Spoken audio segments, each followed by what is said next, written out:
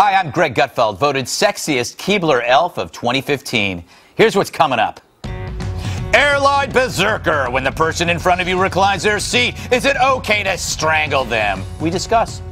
What's the best horror movie ever? That's a question I'd like to hear at the next debate, not this crud about jobs and deficits. Boo. And later, Joanne and Katherine hit the streets without makeup. If this doesn't win an Emmy, I'm killing a panda. Let's get this going, America. I've got a procedure in the morning. Should the American people be trusting that man? There's no urgency, or we never get to the answers. Why isn't someone saying, I got a real problem with the way you're acting? I got a real problem with the pompous, cocky way in which you're doing it? Well, you can't defend it anymore.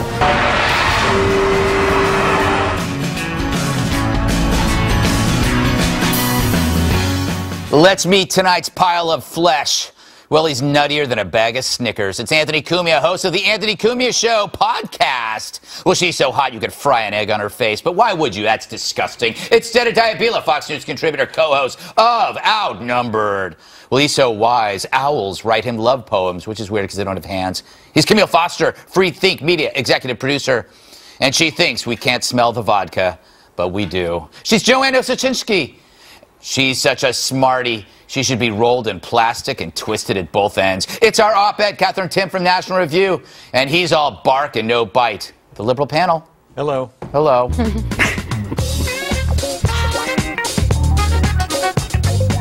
Now that's music. Welcome to another edition of Lockstep Lapdogs, where the establishment media bend over like drunk gymnasts for their masters. Tonight's edition, she lied, but so what?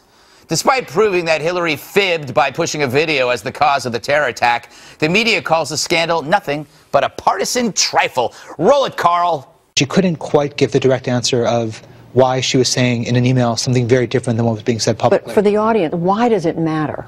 Why does it matter whether she was saying one thing? Because she tried to say, well, I was trying to warn other countries. We didn't want to see this thing happening anyplace else. I'm really glad Dana had a chance to talk to Representative Jordan, because I think he was clearly the worst, the most unprofessional, the most misleading, the most really demeaning to the Congress in terms of his questioning. We got a real look at President Hillary Clinton, what President Hillary Clinton would be like. She was in command. She knew the facts as she wanted to recite them. She had real context. She was unflappable. So yet again, a busload of butt kissers fall in line to dismiss a cover-up that, under a Republican White House, would have had them soiling their hands. But here they call the hearings partisan. Well, if it's partisan to call it Hillary for lying to grieving parents, I'm partisan. I guess it's also partisan to squirm in my chair when I hear Hillary make light of the emails Ambassador Stevens sent her about extra security. Well, Congresswoman, one of the great attributes that Chris Stevens had was a really good sense of humor. And I just see him smiling as he's typing this, because it is clearly in response to the email down below talking about picking up a few, quote, fire sale items from the Brits.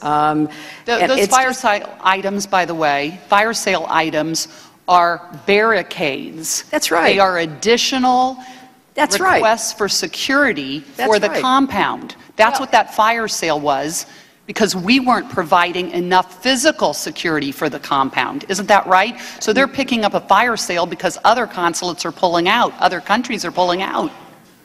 Well, I thought it showed their entrepreneurial spirit, Congresswoman. That is amazing. She says he's just being funny. That's like praising someone's cool demeanor after they freeze to death. Of course, the media repeats the other Hillary defense, that there was no investigation like this after previous attacks. That's true, but there was no cover-up following those attacks either. And then there were those who basically say Chris Stevens had it coming. Ambassador Stevens himself, did he make an intelligent decision in exposing himself and all these security guards to the obvious risks? Did he make a mistake? Right. Who knew serving your country was like going to a bar without a bra on? But what's really partisan, the media is suddenly upset about the hearing's price tag. Tonight, Hillary Clinton and the fireworks. As we ask tonight, how much has the American taxpayer spent on this 17-month investigation? That's a first. Liberal hacks caring about government spending. That $4 million doesn't even cover Bill Clinton's Cialis. But we predicted this. The media must say the controversy is behind Hillary so she can win the White House, which is exactly what they did for Obama back in 2012. You got to hand it to the media. They're always there to the rescue, even when their leaders aren't. Period. Cumia, good to see you. She is like in that hearing. She is an amazing character. I was stunned. The victim blaming, the cost of it, her making jokes about his and a fire sale. The place was burning when they got, like, don't use the word. There's no common sense there. Yeah. And for the people that was saying, she came off so well, she looked professional and everything, because the Clintons are great at lying. Yeah, They've had so much practice at it. Don't look at that as an attribute. Yes. Look at it like the person that you know that lies all the time. You're going, oh boy, he's great at it, but he's lying. That's exactly what I just saw Hillary doing. Yeah, that's true. Jedediah, the people were complimenting Hillary not on being honest, but just getting through the hearings. It's true, but she had like the same facial expression throughout, like no matter what was happening. I love these people, though, that are like, there's no smoking gun here. There's no smoking gun. She just told you she lied completely. How many days did we have to hear about this video? The guy wound up in jail. Right. The video became the whole story. In the meantime, she's emailing the Prime Minister of Egypt saying, oh, we knew it was a pre-planned attack. We knew this was linked to terrorism. So I think she's a really bad liar. And she's also, like, everyone's watching this at home saying, what's wrong with this woman? You're right. She's laughing through the whole thing. She needs some acting lessons. Let's get on that. You know, you mentioned the word smoking gun, and I want to ask Kat, who first came up with the phrase smoking gun? Oh, it's a classic, Greg. Really? Yes, it's from a Sherlock Holmes story called The Gloria Scott. It was from 1893. It said, we rushed into the captain's cabin. There he lay with his brains smeared over the chart of the Atlantic, while the chaplain stood with the smoking pistol in his hand at his elbow. Which, I can't believe that phrase, so awkward, is with his hand at his elbow, turned into such a popular saying. But I guess... Well, I asked the question and I got an answer.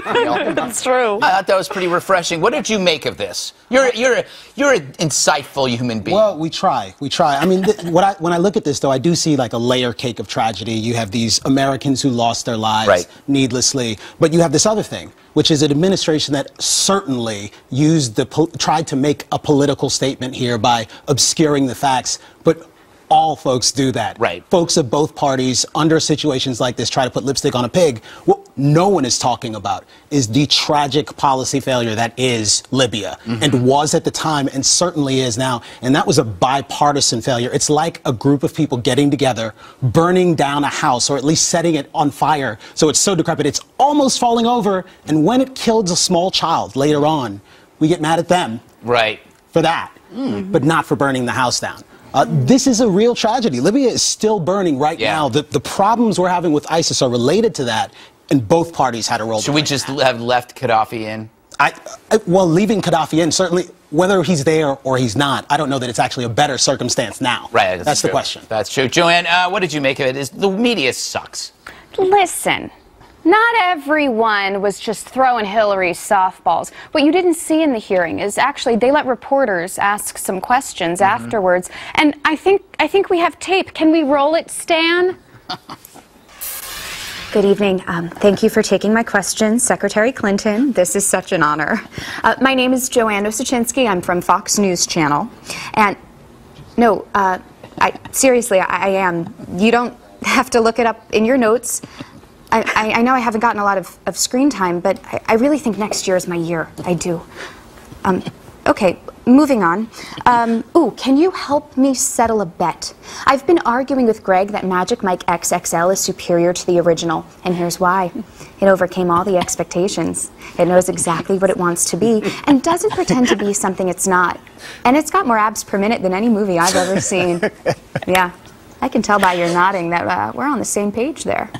Oh, and speaking of meat, earlier I left you a coupon for Arby's on your desk. Did you get it? Okay, cool. Yeah, that's it. It's for a beef and cheddar sandwich. Buy one, get one free. Oh, yeah. Good move. Keep that safe. I bet you're going to be starving after this. Anyway, this kind of question's kind of off topic, but do you know where I should go to get my parking validated? it's just really stressing me out, and I kind of can't think about anything else, so I figured I'd just ask. Oh, yeah, you know what? I'll ask someone else later. Final question. Should cocaine be decriminalized and regulated? Just curious. Is that a yes? Yes. I feel like that was a yes. Or, are you signaling me right now? Okay, this is getting weird. Oh, I gotta go, but thank you very much, Madam Secretary, and I'm so happy they picked up your show for a second season. Okay, bye. See? Yeah, well, that was amazing. I think she just had an itchy nose, though. Yeah. It's possible. Yes. Or it could have been a signal. But just like the rest of, the 17-hour hearing, she really didn't say much. No, she didn't. That's true. Liberal panel, I bet you had if you had hands, you would be clapping over your fellow lapdog media hacks. This Congress just elected Hillary Clinton the next president of the United States. She was elected this past week to be the next two-term president of the United States. That's what just happened. Joanne's questions were much better than any of the ridiculous questions asked by the Republicans on that panel. Is that a trick? Should I be thanking you? Yes. Yes. Yeah, please give me a tip. All right. Well, that's enough from you. I want to move on. So after months of thinking about jumping in, Joe Biden jumps out, announcing he won't run for president in the Rose Garden on Wednesday. The VP saying he had run out of time to mount a credible campaign. Translation, the Clinton campaign must have had some amazing pictures of him. Biden did not endorse any candidate in his announcement, well, except for himself. We've got a lot of work to get done over the next 15 months. I believe we have to level the playing field for the American people. And that's going to take access to education and opportunity to work. We can do this.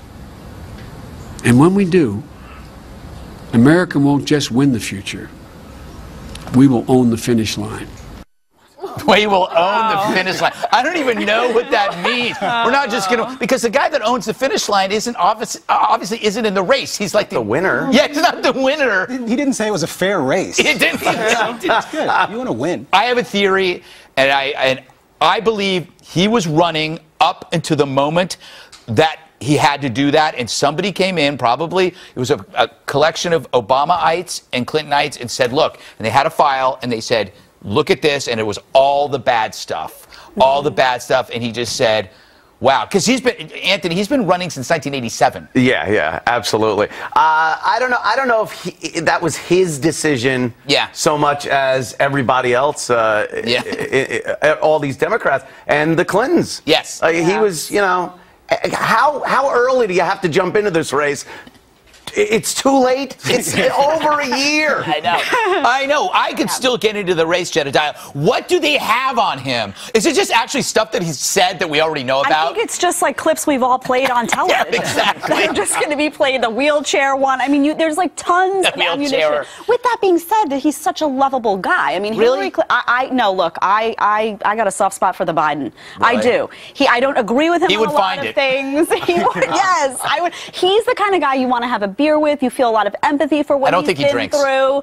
Well, listen, did I just do it like a Biden? Yes, you did. Yeah, it's like I have beer with Gavin McInnes. I don't want him to be president. That's so true. I think Gavin should run. Are you criteria. kidding me? I don't even want to be near Gavin McInnes. I'm kidding. True. Even in a bar, I run from him. No, honestly, I think it was they must have done a list, Kmele, of everything when he talked about Orientals, when he talked about Indians at 7-Eleven, when he plagiarized Neil Kinnock. I mean, there's so many things. Yeah, but I know even for himself, hearing it all in this era of improbable and just thoroughly unqualified candidates who seem to be making a lot of headway, I bet he thought to himself, I could probably do this, but he really can't. I mean, the Clintons have been looking at getting Hillary the nod for POTUS since they first thought about moving from Arkansas to Washington. D.C. And also, it was her turn. She stepped aside for Obama under the idea that it was going to be her turn.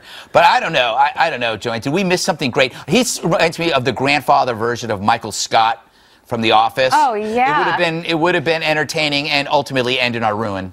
Oh, definitely. And a lot of people, though, said that they wanted the party to be saved, like you were saying, but people don't want to be saved. These Democrats don't. They want Hillary. So I think ultimately would have been an uphill battle for him. And you know what? He's gone through a lot. He just wants to take it easy, and I think he should. See, I don't think he wants to take it easy. The Hillary debate actually did it, because if you watch that debate, she held it together. And I think he was probably watching, and if she had flopped, if she had fallen flat on her face, he would have said, if I can anyone still do this. challenged her, yeah. Yeah, but she walked away with that. It would have been done. It would have probably damaged the product even more, because they would just have hammered each other. But I'm only worried about good television, so. I would have loved it. Let me ask Kat. Kat, do you have any conspiracy theories on this one? I believe that he was pushed out based on just some interesting material. Oh, yeah. Listen to what I found on the internet. Oh, boy. Okay, listen to these headlines. Hillary Clinton camp is making moves to check Joe Biden, and then it gets more serious. Biden insiders feel Clinton stalking. And then ex-President Bill Clinton threatens to destroy Joe Biden if he runs against Hillary. So that's 3 articles. If you see anything on the internet 3 times, you know it's true. That's true. Plus, according to insiders, who's no better than them? Yeah. They're on the inside. Speaking of inside, liberal panel, another Clinton dirty trick to preserve their power, but that makes you happy? Good. How about someone who's actually in politics for a change, running for office, as opposed to that other party that, well, whatever, you know what they're doing. Yeah, brain surgery is a great resume item to be president. Yeah, it's really a brain surgeon has absolutely no skills that make him a leader. Yeah, it's like, it'd be nice if you knew where Afghanistan was. Well, you know what? He couldn't perform brain surgery on you because there'd have to be a brain there. Not nice. Score it. Well All right. As everyone focused on Joe Biden's announcement, we lost a real fighter in the Democratic race. Let's now take a moment to remember Lincoln Chafee.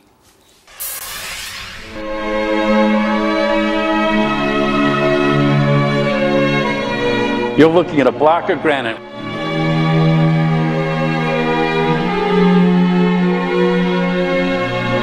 I did my homework.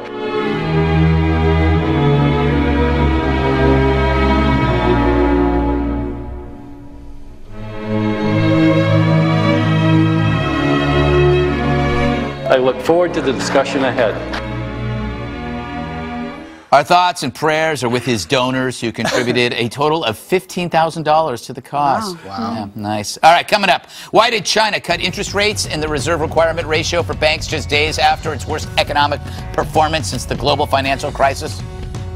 I don't know. We're not doing that story. Just kidding. Panel started to freak out. Up next, Trump, Carson, Fiorina, Bush. They're my guests tonight after the show for rooftop hot tubbing.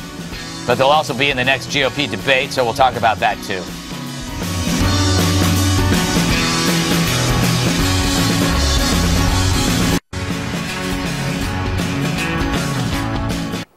The lineup for the next Republican presidential debate is set.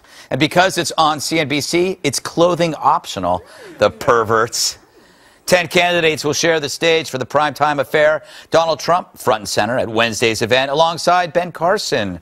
CNBC will host an undercard debate earlier in the day for those who didn't place in the top 10 in recent national polls. In a departure for previous debates, the candidates at the main stage will be allowed to throw rotten fruit at the undercard group until they finally give up, go home, and never come back. Because, frankly, we are tired of having 2 debates, Kmele. Who needs to leave? Pretty much everyone but Rand Paul. Am I allowed to do that? Can I just Are you still for Rand Paul? I still like Rand. I still like Rand. Can I actually talk about something, Greg? Yes. Can I tell you something? Yes, tell me something, please. I keep hearing all sorts of things, and I think fairly and appropriately about these 2 front-runner guys, this Carson and Trump dude who I've never really heard of. Yeah. Can we talk about the hopelessness and the fear that's being trafficked by Democratic candidates for just a little while? No one talks about the fact that talking about income inequality all day long and all of the corporations that are going to do terrible things to us. It's the same sort of hopelessness that progressives often criticize conservatives for saying animates them. That's a great point. It's like the mirror image of the immigration argument. Like, the immigration argument is about fear, but economic inequality and also identity politics is about fear. Totally. Black Lives Matter. That's about fear. Global warming. Global warming is about fear. And we know global warming does not exist. Am I right, conservatives? Hey. All right, Cumia. It's all going to be about the economy, which means means it's going to be really boring. Very boring, and they picked the perfect station for it. Yes. Very, very dull. I just, when Trump is there, people are going to tune in. Yeah. Again, I will predict this will be the highest rating CNBC has ever had. Yeah. And I think that's 3 people breaks that record. Yeah. I bet Trump will say that the economy will be great. It's going to make your head spin. Fantastic. Just trust me. Yeah. Me over there. Yeah. Jed, is the number of people still a problem? I think it is. Yeah. Well, first of all, get rid of the whole second tier. Honestly, I mean, I can't sit through 2 debates, and no one from that second tier is going to jump into the top. I've been imagining all of the candidates naked, thanks to you, this entire time. I didn't hear a word anyone said, but hi, Marco Rubio. But anyway, no, you didn't tell me that trick. It's beautiful. You got to try. You needed imagination. I mean, look at even that, Gregory. Like, get rid of half those people. It's not going to happen. Look, I love Rand Paul. I hosted with him on Friday. It's not happening for him. It's not going to happen. Conservatives are not going to get behind Rand Paul's foreign policy. When he speaks about it, there are still too many people on the right. Their skin starts to crawl. And there's a whole bunch of others there, too, that need to go. I mean, I'm sorry. Get down to like 5 or 6. The naked pyramid graphic, though, that was pretty cool. I mean, look, my imagination. They're all on top of each other. Ooh. Joanne, will you be drinking, I assume, during this debate? I certainly hope so. What I think is really interesting, right, is everyone's going to decide. Is Carson going to win it? Is Trump going to win it? Because Carson and Trump, I think, similarly, will say outrageous things. So nuts. But why I think Carson is going to do particularly well is because, as opposed to dismissing his criticism like Trump often does, he will actually give a rational reason, like how his brain came to that conclusion, which I think the American voter really appreciates and can get behind. He's very, Trump called him low energy the other day, but surgeons have to be low energy. I don't want like a jittery, I don't want me operating on you because I have 4 cups of coffee. It's like, it is to Carson's benefit to be almost unconscious. Because, I mean, if you have any blood running through you, you can't operate on a brain. I mean, how do you separate twins when you're thinking about stuff? You just got to kind of walk in and go, yeah, okay, we'll take the head. Left the sponge. Very dull. Cat. Everybody, they're always talking about the Iowa primary. Who won that last time? I don't remember. Some guy named Rick Santorum. I don't know what he's doing now. He's running. Yeah. He's running. Is he, though? Is he really? He's a nice I think it's just fella. because he doesn't have any vices, so what else is he supposed to do with his time? Exactly. So maybe we shouldn't take that away from him. That's true. This is his hobby. This is his booze. Yeah, you want a hobby? His hobby is running for president. Just like Bernie Sanders. He's been running since 1972. And he won't stop running, the adorable little curmudgeon. Liberal panel. It must be hard to look at the Republicans and see all that rich diversity that's absent on the liberal side. Yeah, real diversity there. A bunch of white people. Real diversity. Ben's white. Yeah, real diverse. Ben's did you white. Complain about a debate that actually focused on the economy? Yeah, we wouldn't want to talk about income inequality or things that matter to people. We want to talk about Trump's poll numbers, right? No, actually, here's the problem, you jerk. In today's world, arguing against minimum wage increases or arguing for lower taxes is seen as evil. That's a victory for the liberal panel. Yeah, lower taxes have caused incredible deficit in debt. People need to make at least a decent wage. And apparently you people don't care about that, do you? See? You proved my point, you piece of wood. Thanks. All right. Before we go to break, another helpful video. This is a fun one. Halloween's almost here, apparently, which means, as always, unwatchable scary movie marathons, annoying kids knocking at my door in my trailer, and grown adults playing dress-up. It's disgusting. And it got me to thinking, how did we get to this point?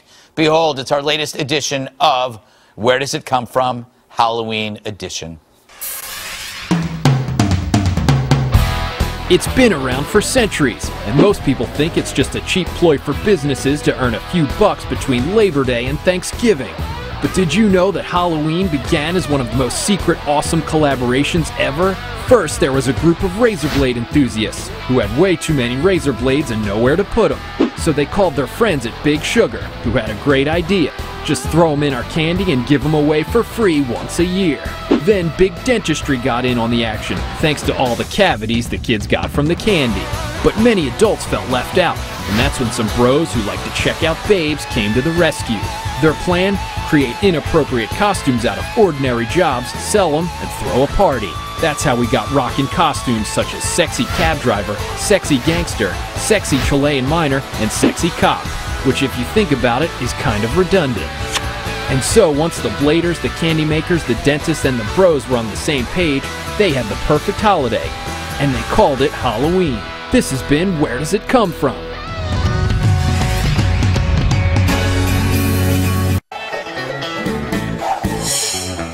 Wow, time for a news roundup. Stories you need to know because I said so. First up, a Southwest Airlines flight was forced to turn around and make an emergency landing last week after a man allegedly choked a woman because she reclined her seat. Said a witness, quote, "She shouted for help and the crew came to see what happened. The man stayed very calm during the whole situation." Joining me to discuss this and other important stories is our Agreeable correspondent, Jerry Carbondale. So, Jerry, thanks for being here. What did you think about this? What did I think? Yeah, it seems that maybe kind of outrageous a response. It is outrageous. Yes, but, Jerry, some people are saying it's rude to put your seat back. It is outrageous that this behavior is now acceptable on airlines. Mm-hmm. There are no-fly lists. Yes. For terrorists, there should be for people who engage in this kind of behavior. But I mean, if somebody puts the tray table back in your face, don't you have a right to respond? Yes, there's not enough room on airlines at all. Mm-hmm. And I think he maybe have been sending a message to her. Yeah. And, you know, maybe she took the message, and maybe we can take the same message as well. But if you paid for that seat, as the other person did, isn't it your right to recline? It is your right to recline. And she probably needed extra legroom. As I said, there's not enough room on these airplanes. So it's probably a fault of the airlines, and she was quite reasonable in what she did. But then she probably didn't give warning, so maybe he had every right to strangle her. Greg, you have to give a warning. Yeah. And, you know, just turn around and say something. Yeah. Right? He was probably justified in what he did. I don't think it was a choke. It probably was like a gentle rub on the shoulders. Maybe he was trying to give her a massage. But don't you think that's a bit sexist to touch a woman you don't know? It's definitely sexist. In fact, they should probably separate the sexes on airplanes. Maybe there's an aisle there. Maybe that's there for a reason. But that sounds an awful lot like sex, separate but equal. It sounds a little bigoted to me. It's terrible. I don't know why we can't just live as a society together. Yeah. Yeah. All right. Okay, next story. FBI Director James Comey says fewer Americans have tried to travel abroad to join ISIS in recent months. Just 6 in the last 3.5 months compared to 9 or so who used to try each month. So, Jerry, some people say this is a big step in the right direction, that kids are seeing ISIS for how savage they are. Yes, obviously a step in the right direction. If the numbers are down, you can't argue with the numbers. Our approach to terrorism is probably going in the right direction, and we're safer as a result. But don't you think that even just one American trying to join ISIS is one too many? Absolutely. Yes. Actually, numbers don't matter, Greg. Yeah. Thing is, one terrorist can do the damage of thousands. Mm-hmm. So what does it matter? Obviously, we're running in place. Our approach isn't working at all. But then again, it's good that there are less. That must mean progress, and we're doing good. We're always making progress when we're looking toward the future, Greg. Yes. So that is a sign that we should probably relax, and we're doing well.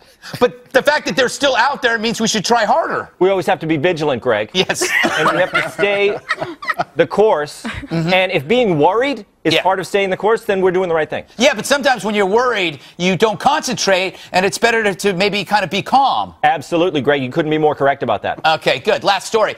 Online scalpers are trying to resell their opening night tickets to the new Star Wars movie for up to $10,000. Jerry, isn't this scalping disgusting? Look, not only is it disgusting, it's shameful. This is simply a case of greed, all right? We're preying on the people most vulnerable that can't afford these tickets. But if someone is willing to pay it, isn't that the definition of a free market? Yeah, the free market corrects itself. Right.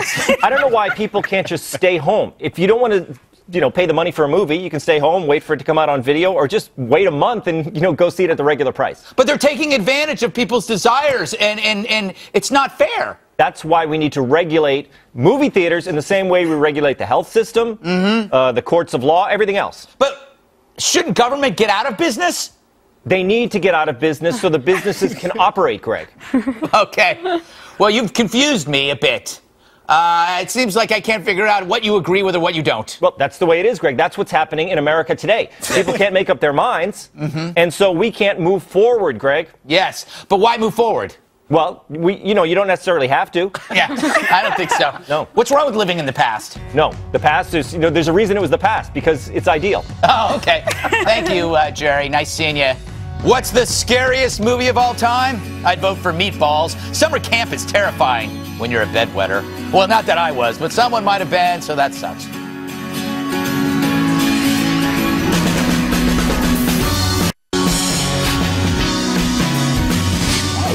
It's time for No Right Answer, a debate where we solve nothing, but instead get angry and possibly hungry. Tonight's topic, horror movies. The website, hitfix.com, never heard of it, asked over 100 writers, directors, actors, and critics to name the 10 greatest horror movies of all time. Hasn't this happened enough? Starting with number 10, you got Jaws, which isn't a horror movie. You got Night of the Living Dead, kind of scary. Psycho, fun. Halloween, The Thing. Which one? Alien, Rosemary's Baby. The Texas Chainsaw Massacre, great. And, of course, the predictable Shining. And at number 1, Love Actually. Hey. Yes.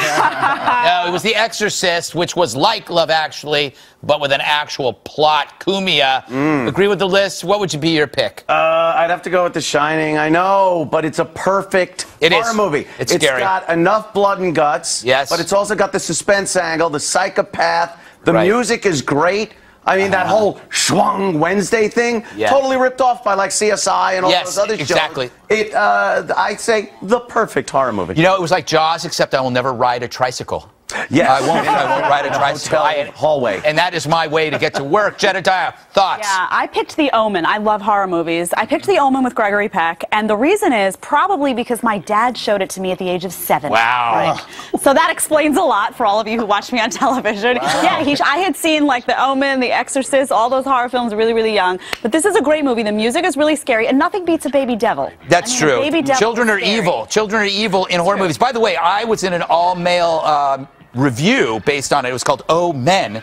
Oh. And, Gregory Peck starred in it. That's true. That's true. That was his stage name, and if you added it wasn't just Peck. Or it was Gregory Peck's. I think that's what his name is. Kmele, scary movies, you like them? Nightmare on Elm Street, and my story is actually a little similar to yours. My dad took me to the movies not to see that. It was a double feature. Action Jackson was what we went to see. Carl Weathers. But we had to sit through Nightmare on Elm Street. I don't remember much about the film because I had my head buried in my dad's shoulder. Wow, that's like child abuse. Taking kids to horror films is child abuse. My dad's coming after you, Greg, after that. That's great. Well, I actually like getting come after. Hey, Joanne, why do we need to be scared? What's the point? I don't know. I haven't watched a lot of horror films because it doesn't feel good. Yes, it doesn't. You know? It's like suspense. And then you get paranoid for the rest of, I don't know, your life. Yes. So, like, in high school, I saw Final Destination 3. Right. Okay, I know it's not like a horror film. It's a thriller. But I hate roller coasters. I used to go tanning, and people die in tanning beds. Yeah. And then you die at the drive-thru. You're picking up a value meal, and you die. Yeah. I mean, these are things that terrify a teenager, and you carry it with you. The fact is, and those are kind of all like accidents. That's the scariest thing for me. Well, the scariest thing is that she saw Final Destination 3 in high school. Yes. I was 50 when Final Destination came out. Kat, you seem like you'd be a great horror movie victim. I just see you being one of the first killed. Yeah. I hope nothing happens to you this week, by the way, because that would be terrible timing. Very good confidence. You know, I have a problem with being too optimistic, so I really appreciate you lifting my confidence. Yes. Thank you. Do you have a favorite movie?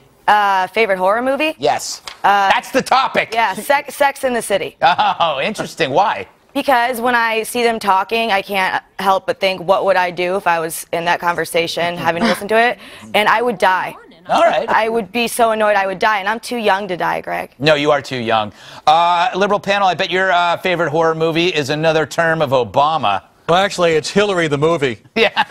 Because that's what led to Citizens United, and that is a horror show. Yes.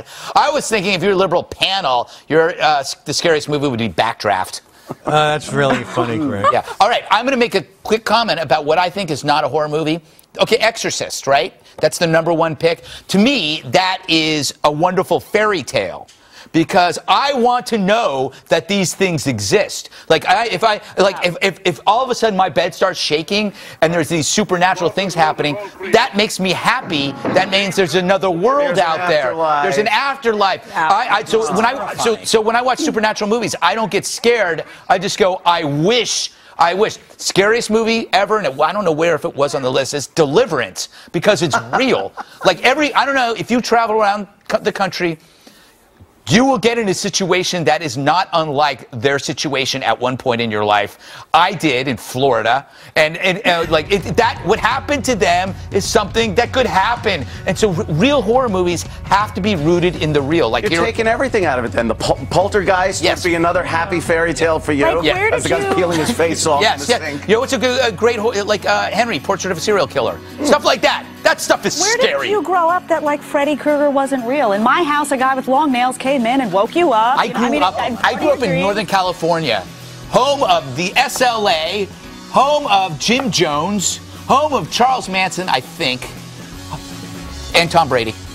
Up next, Joanne Nosuchinsky and Katherine Timpf hit the streets, makeup free. Why would they do that? You'll have to ask them.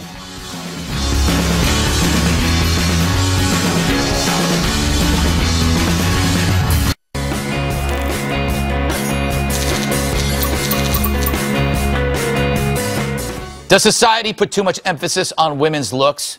Well, our millennials, Joanne Nosuchinsky and Katherine Timpf, set out to prove just how sexist our society is in this brave and powerful segment.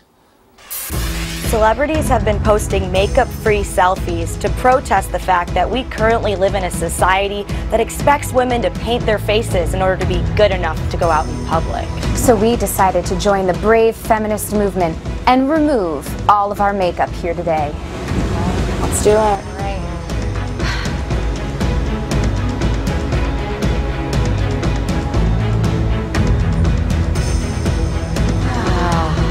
I feel so feminist. Yeah, I feel better, lighter somehow. Let's go out into the world and see what people think of our natural beauty. Let's do it. Anyone want to talk to me? Is no one else a feminist out here? No one? Excuse me, can I talk to you for a second? Sorry. Everybody hates me. I was being really strong by taking off my makeup, and now I'm feeling really insecure. Hey, would you mind talking to me for a second? Sorry. Oh, okay. Wow, rejection hurts. Everybody hates me because I didn't have time to paint my face before going out in public. For you guys, you know, I'm a human being with a soul. Would you mind talking? Okay. Wow. I guess this is what normal people go through on a daily basis. What do you think of my look right now? Oh, so maybe it's Halloween is coming, I feel. This is zombie, no. This is my natural face for No Makeup Monday. Hashtag No Makeup Monday. Oh, it's okay. Like, would I get a job like this? Like this? Yeah. Right now, yeah. Come November, maybe not so much. What does that mean? It's Halloween.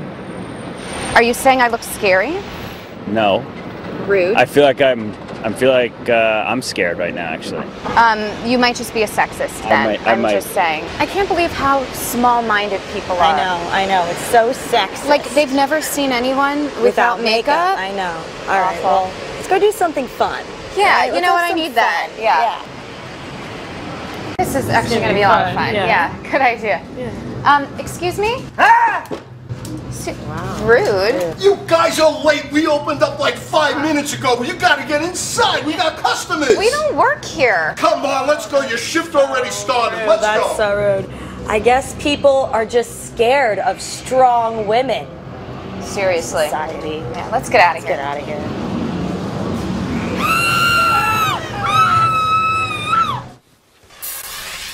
A lovely Halloween segment. Blood Manor's a lot of fun. That was not a Halloween segment, but yes, Blood Manor is a lot of fun. Blood Manor's a lot. Well, they did the makeup, right? They did. No, they did an awesome job. Got to thank them. All right, Gregmail up next. And get ready, everyone, for How to Be Right. That's the title of my new book. It's available Tuesday. Reserve your copy now. By the way, I'll be at Huntington, New York, this Monday. That's my first stop. Go to my website, ggutfeld.com, for more information on dates and cities. 8 o'clock, Monday.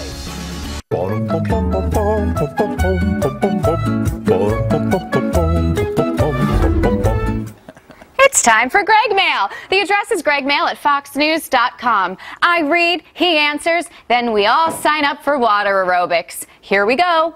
Robert leads things off. He says, pre-ordered your book with the leather case. Hope to see you when you come to the great state of Texas. It's worth buying another book.